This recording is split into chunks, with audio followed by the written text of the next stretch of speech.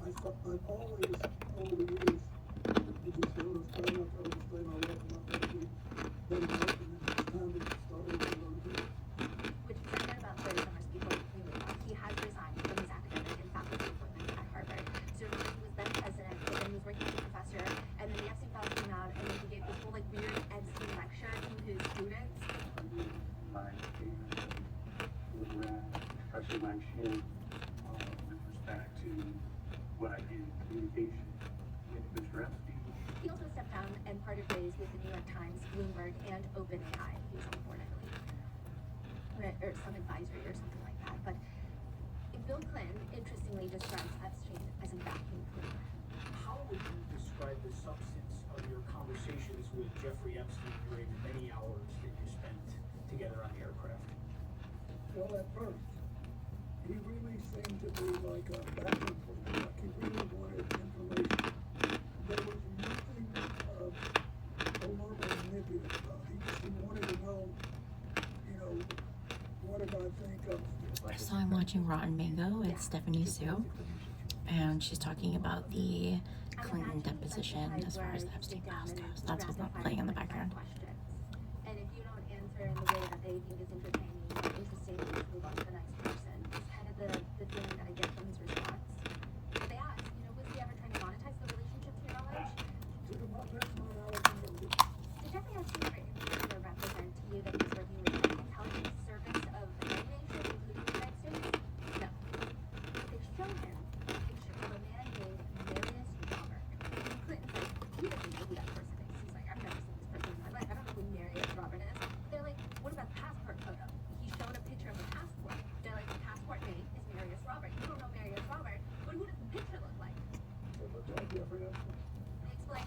The reason I ask you about this specifically is because I do believe that Jeffrey Epstein was an intelligence operative. So this was a passport that was actually entered and released by the DOJ. It was found in his safe, if you will. So it's an alias. The reason I ask you that is, given your nature and position, I'm wondering if you were essentially targeted by a honeypot operation and run by intelligence to gather information.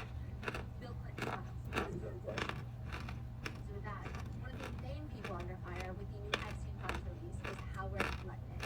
He's the former New York City neighbor to Jeffrey Epstein. He's a neighbor? Yeah, like next door neighbor. And according to Politico, Howard Lutnick has stated in a podcast that he vowed back in 2005 that he would never be in the same room as Epstein ever again. Which is like a very odd and high townhouse. Because they're like, disgusting, disgusting. And according to Howard Lutnick, And it was 6 straight steps to take to get from his house to my house. My wife was decided that I would never be in the room with that disgusting person ever again. safe to assume that he was never in the same room with Epstein since 2005, right?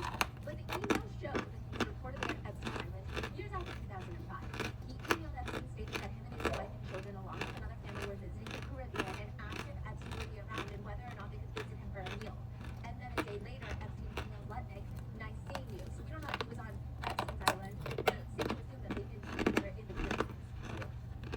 Even in 2017, according to the New York Times, Epstein contributed to a charity dinner that was in honor of Lutnick. But in a Senate committee hearing, Lutnick says, I did not have a relationship with him. I barely had anything to do with that person, okay?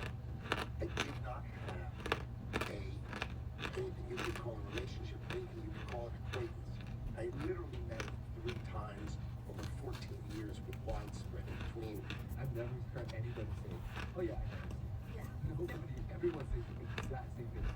Don't know the guy, barely know the guy, I don't talk to him. I think that I was just a friend of his, even though I spent 50 hours on a private plane with him. Big private plane with him. It's like nobody knows him, but he knows everybody. Yeah. Like everybody knows him. Exactly. As for that lunch with his wife and kids and Epstein, he says, My wife was with me, as were my 4 children and nannies. I had another couple with, they were there as well with their children, and we had lunch